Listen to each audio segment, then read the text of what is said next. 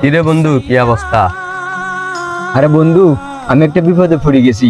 তুই ছাড়া আমার এই বিপদ থেকে কেউ উদ্ধার করতে পারবে না। প্লিজ বন্ধু, আমার কথা দে, তুই আমার এই উপকারটা করবি বন্ধু। কি হয়েছে বন্ধু?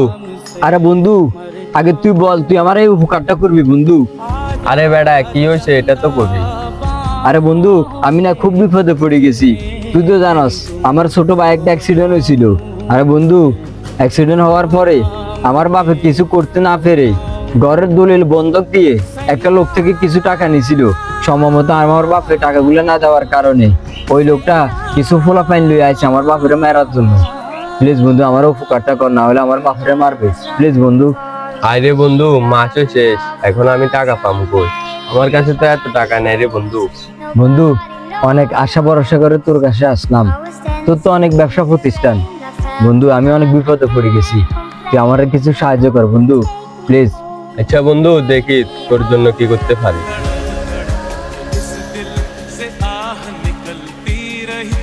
ওই তো দ্বন্দ্ব তো আমার নিয়েছিলাম বুঝলি, সময় মতো টেয়া দিতে আমার না, মনে কষ্ট লাগিচ্ছে।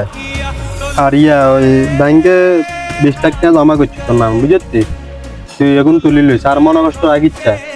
আর এখানে কাজ আছে আজ আর কেন বন্ধু, তোর কাছে তো এতক্ষণ টিয়া ছিল না।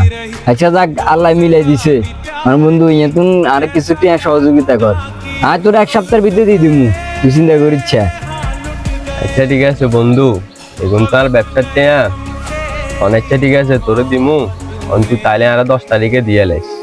আরে বন্ধু, তুই আরে টিয়া ধরে বিশ্বাস করি ধরি, আর তোর 7 তারিখের ভিতরে তোর টিয়া দিয়ে দিমু, তুই টেনশন করিস। একারে যে মুতু নক, তোর টিয়া তোরে মিলাই দিয়ে দিমু। আয়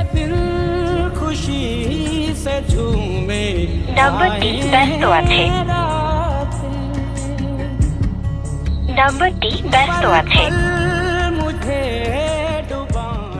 নাম্বারটি ব্যস্ত আছে।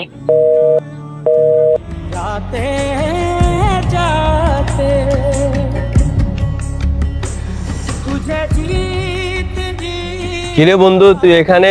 তুই আমার ফোন কেন ধরস না? ও বন্ধু, তুই নি? আরে এত টেনশন করিস না, টাকা দিয়ে দিমু, কয়দিন পরে টাকা দিয়ে দিমু, এত টেনশন করিস না। তোর লগে আনলগ কত হয়েছে কি? 10 তারিখে টাকা দিবি, আজকে 15 তারিখ। তাতে কি হয়েছে বন্ধু? কয়টা টাকা হালাত দিছ, কয়দিন যাইতে না যাইতে কুত্তার মতো আচরণ করতেছস, এটা কি বন্ধু?